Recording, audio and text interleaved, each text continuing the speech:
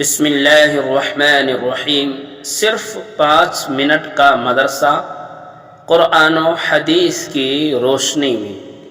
Number 1، اسلامی تاریخ 9 محرم الحرام۔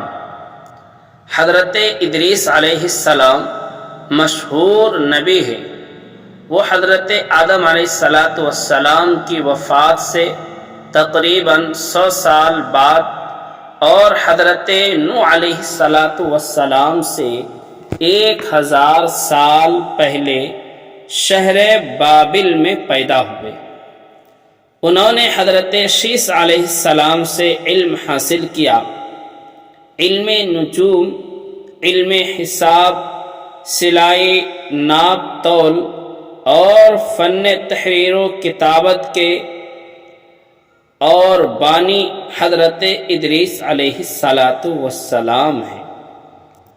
ان کے زمانے میں متعدد باتیں بولی جاتی تھی۔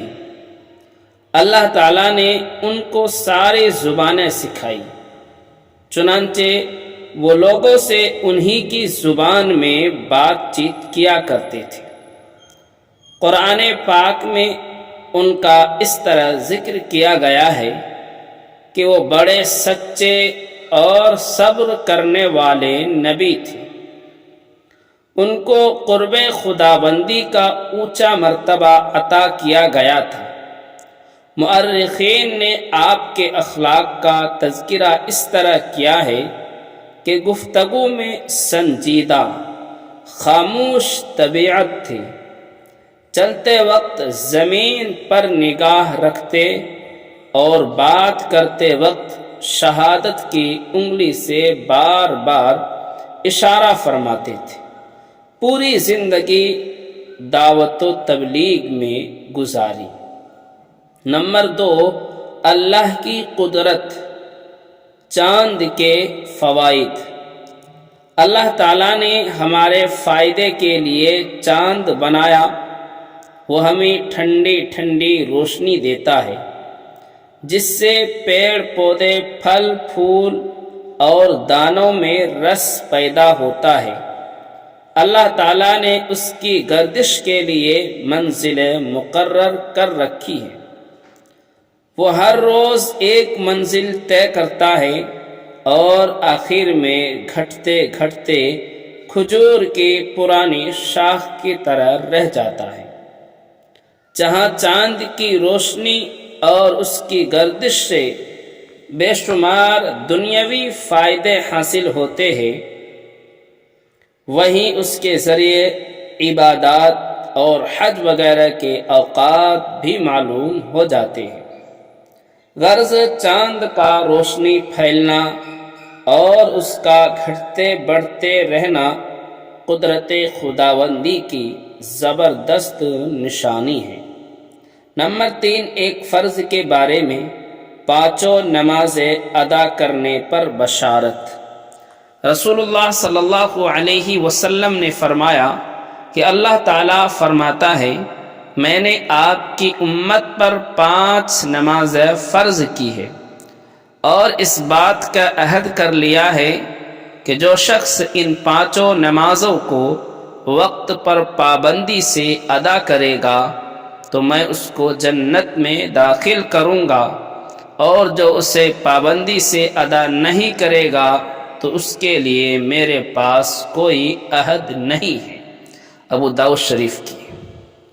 حضرت ابو قتادہ رضی اللہ عنہ حدیث نمبر 430 پر موجود ہے۔ نمبر 4، ایک سنت کے بارے میں گردن کا مسح کرنا۔ حضرت طلحہ اپنے دادا سے روایت کرتے ہیں کہ وہ بیان کرتے ہیں کہ انہوں نے رسول اللہ صلی اللہ علیہ وسلم کو وضو کرتے ہوئے دیکھا کہ آپ نے سر کا مسح کیا اور پھر دونوں ہاتھوں کو مسح کرتے ہوئے گدی پر پھیرا۔ سنن کبریٰ، جلد نمبر 1، صفحہ نمبر 60۔ نمبر 5، ایک اہم عمل کی فضیلت، ماہ محرم میں روزے کا ثواب۔ رسول اللہ صلی اللہ علیہ وسلم نے فرمایا، جس نے ماہ محرم میں ایک دن کا روزہ رکھا تو اس کو ہر روز کے بدلے 30 دن کے روزے کا ثواب ملے گا۔ طبرانی صغیر 960، حضرت ابن عباس رضی اللہ عنہ راوی۔ نمبر 6، ایک گناہ کے بارے میں شراب پینا۔ حضرت ابن عمر رضی اللہ عنہ نے فرمایا، اگر کوئی شخص شراب پی کر نشے کی حالت میں مر گیا تو گویا وہ کافر مرا۔ نسائی شریف صفحہ نمبر 5671، حضرت ابن عمر رضی اللہ عنہ سے مروی۔ نمبر 7، دنیا کے بارے میں دنیا میں سادگی اختیار کرنا۔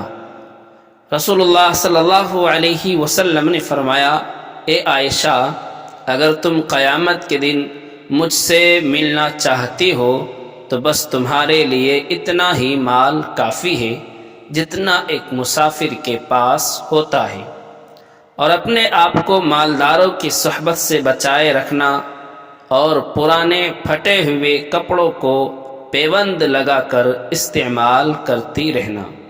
ترمذی شریف صفحہ نمبر 1780، حدیث نمبر حضرت عائشہ رضی اللہ عنہا سے۔ نمبر 8، آخرت کے بارے میں جنت کے پھل۔ قرآن میں اللہ تعالیٰ فرماتا ہے، جنت میں لوگوں کی یہ حالت ہوگی کہ ان پر جنت کے درختوں کے سائے جھکے ہوئے ہوں گے اور جنت کے پھل ان کے اختیار میں دے دیے جائیں گے، یعنی جہاں سے جو پھل چاہیں گے کھائیں گے۔ سورہ دہر آیت نمبر 14۔ نمبر 9، طب نبوی سے علاج، نماز میں شفا۔ حضرت ابو ہریرہ رضی اللہ عنہ فرماتے ہیں کہ میں نماز سے فارغ ہو کر آپ صلی اللہ علیہ وسلم کی خدمت میں آ کر بیٹھ گیا، پھر آپ صلی اللہ علیہ وسلم نے میری طرف توجہ فرماتے ہوئے ارشاد فرمایا، کیا تمہارے پیٹ میں درد ہے؟ میں نے کہا، جی ہاں یا رسول اللہ صلی اللہ علیہ وسلم۔ تو آپ صلی اللہ علیہ وسلم نے فرمایا، اٹھو نماز پڑھو کیونکہ نماز میں شفا ہے۔ نوٹ: نماز اہم ترین عبادت ہونے کے ساتھ بہت سی روحانی اور جسمانی بیماریوں کا علاج بھی ہے، اس لیے نماز کو عبادت سمجھ کر ہی ادا کرنا چاہیے۔ نمبر 10، قرآن کی نصیحت۔